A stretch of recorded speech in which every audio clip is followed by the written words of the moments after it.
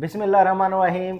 मैं हूं मोहम्मद आसिफ चौधरी और हमारी आजकल इनकम टैक्स ऑर्डिनेंस 2001 और इनकम टैक्स रिटर्न 2025 पे जो लेक्चर की सीरीज़ चल रही हैं उनमें आज हम पहुंच आए हैं डिवीज़न 3AA में।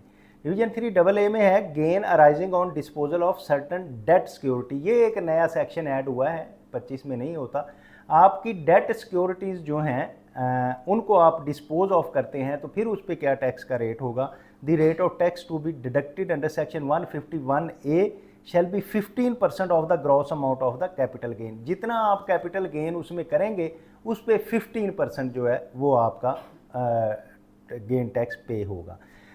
आगे बहुत ही इंपॉर्टेंट है डिवीजन 4 जिसमें एक्सपोर्ट के रिलेटेड है। तो एक्सपोर्ट पे कितना टैक्स कटेगा ये मुझे किसी ने क्वेश्चन भी किया था, तो वो भी इसमें क्लियर हो जाएगा कि the rate of tax to be deducted under sub section 133A 3B 3E of the section 154 जो है वो 1% होगा। जो कि एक्सपोर्ट्स का हमने ये जो सेक्शन किए हैं इसमें पढ़े थे, उस वक्त मैंने बताया था, तो वो एक्सपोर्ट पे सेक्शन 1% उसका टैक्स विद हेल्ड होगा। लेकिन ये टैक्स जो होगा इसमें the rate of tax deducted under section sub section 2 of section 153 shall be 1%। तो सब सेक्शन 2 और 1 का भी 1% होगा। तो एक्सपोर्ट पे जो आपका टैक्स विद हेल्ड होता है वो 1% होगा। ये तो आपको क्लियर हो गया। आगे आ गया है कि division 4A export of services.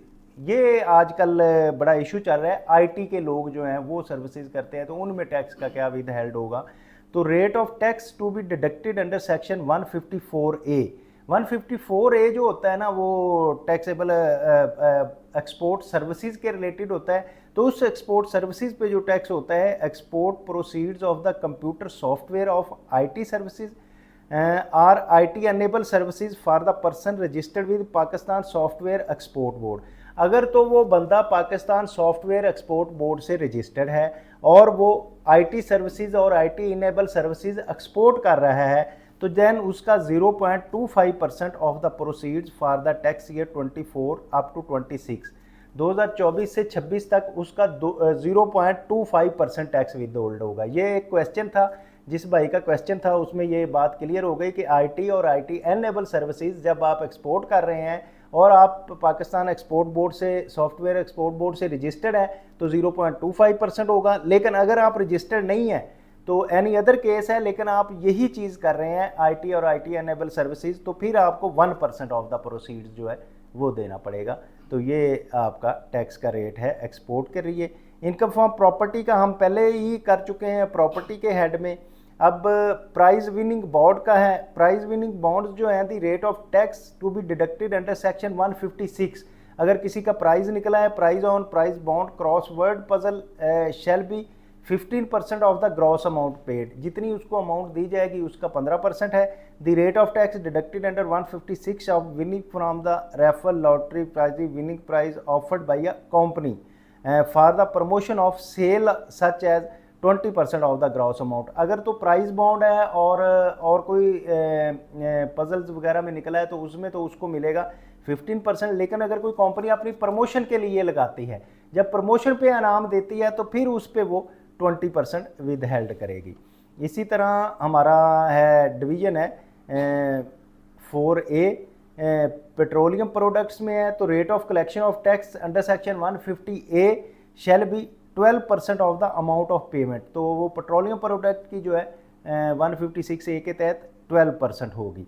इसी तरह जो है deduction and collection of the advance tax की अगर हम बात करें तो ये आ रहा है हमारे पास ब्रोकरेज एंड कमीशन की। अच्छा, यहाँ से अब 233 स्टार्ट हो गया है तो इसके साथ साथ मैं वैसे सारे बताता रहा था आपको, लेकिन फिर भी चलो एहतियातन हम थोड़ा सा जिक्र कर लेते हैं। तो ब्रोकरेज का मैंने पहले भी आपको वैसे बताया था कि अगर एडवर्टाइजमेंट एजेंट है और उसको कमीशन मिल रहा है तो उसका 10% होगा। अगर लाइफ इंश्योरेंस एजेंट है for the commission revise is less than ₹5 million तो उसको होगा 8%। और person not covered in 1 and 2 1 और 2 में नहीं आ रहा तो फिर उसको जो है 12% होगा। ये मोस्टली 12% का हमारे पास आ रहा है।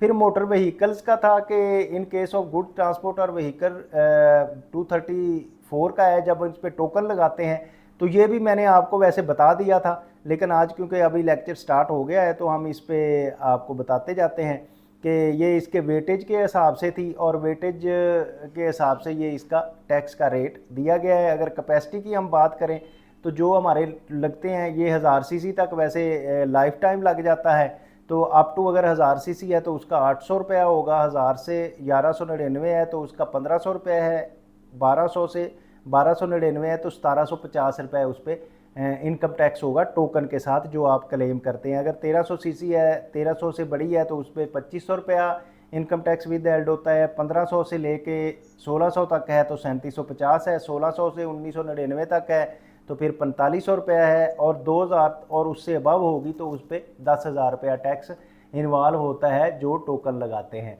तो इसलिए वो भी आप 236 जे एडजस्टेबल में टैक्स में आ रहा होता है, तो ये भी आप रिटर्न में क्लेम कर सकते हैं।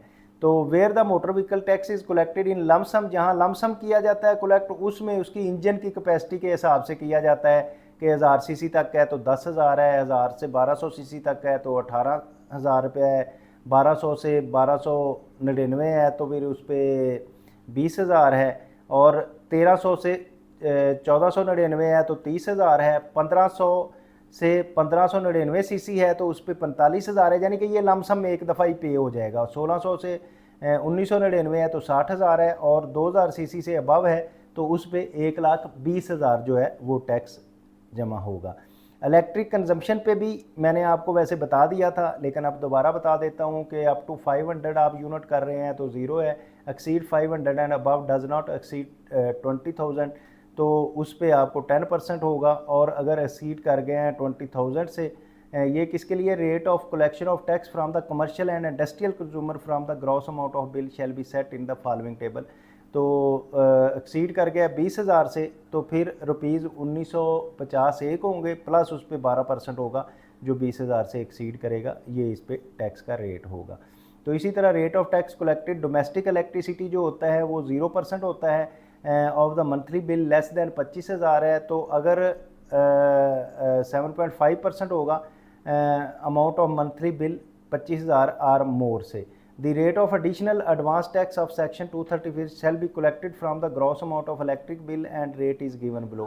तो ये अब जो additional rate of advance tax जो हैं 1A के और 235 of the collected from gross amount of electricity bill and rate, वो इसके दिए गए हैं कि जहाँ 10,000 तक है 5% है, 10,000 से 20,000 तक है 10% है, और 20,000 से 30 तक है तो 15% है, 30 से 40 है तो 20% है, 40 से 50 है तो 25% है, और 25 से 75 है तो 30% है, और वेर 75 है तो 35% होगा एडिशनल टैक्स का रेट उसमें। अब आ जाते हैं टेलीफोन पे। टेलीफोन का भी मैंने वैसे आपको बता दिया था 236 का जब हमने शुरू किया था कि मोबाइल फ़ोन्स पे क्या होगा, इससे आगे आलमोस्ट सारे हैं वो मैं साथ साथ आपको बताता गया था कि व्हीकल्स पे है, आगे फिर ये गाड़ियों के आ गए।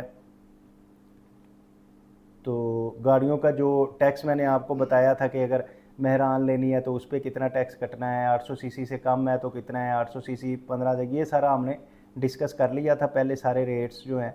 इसके बाद एडवांस टैक्स इमूवेबल प्रॉपर्टी जो है इसकी सेल पे जो था ये भी हमारे हो गए थे, परचेज पे भी हो गए थे, जितने भी 236 के थे वो सारे हमने डिस्कस कर लिए थे। इससे अगले रेट जो हैं वो सारे मैंने साथ साथ ही बता दिए थे, क्योंकि मैंने कहा रिटर्न का दिन है और रिटर्न आप फाइल कर रहे होंगे तो इसमें हर सेक्शन के अलग-अलग से बता दिए हैं।